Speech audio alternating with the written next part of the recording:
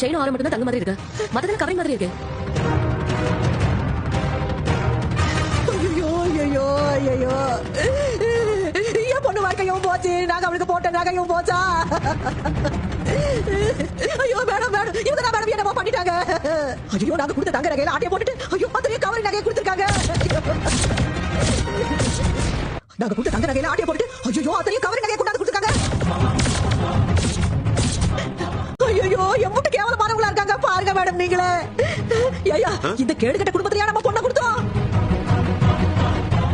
ஐயோ இப்படி ஏமாத்து பேர் வழியா இருக்காங்களே. யாருங்க ஏமாத்து பேர் வழி? நேருமா குறுக்க குறுக்க பேசிக்கிட்டு. மேடம் இன்ஸ்பெக்டர் மேடம் ஏமாத்த பாக்குறாங்க, நல்லா ஏமாத்த பாக்குறாங்க. அபத்தமா பேசாதீங்க. அட மத்தவங்க எல்லாரும் பேசாம தானே இருக்காங்க, நீ எதுக்கு முந்திட்டு வர?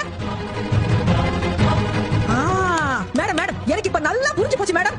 தோர்கால நிக்கிறாளே இவ புருஷனுக்கு கவர்மெண்ட் வேலை கிடைக்கிறதுக்காக 10 லட்சம் ரூபாய் பணத்தை லஞ்சமா கொடுத்தாங்க.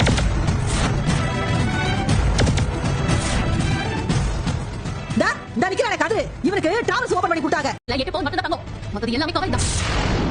மீனா என்ன சொல்ற? ஆமா மேடம், இவ 80 பவுன் தங்கம்லாம் போடல.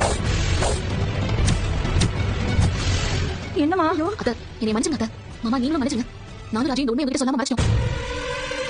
இதுக்கு தாலி பச்சை கோக்குற ஃபங்க்ஷன் நடந்துச்சுல, அப்பவே இந்த விஷயம் எனக்கு தெரியும். இவங்க அக்காவுக்கு கவரிங் நல்லா போட்டாங்க.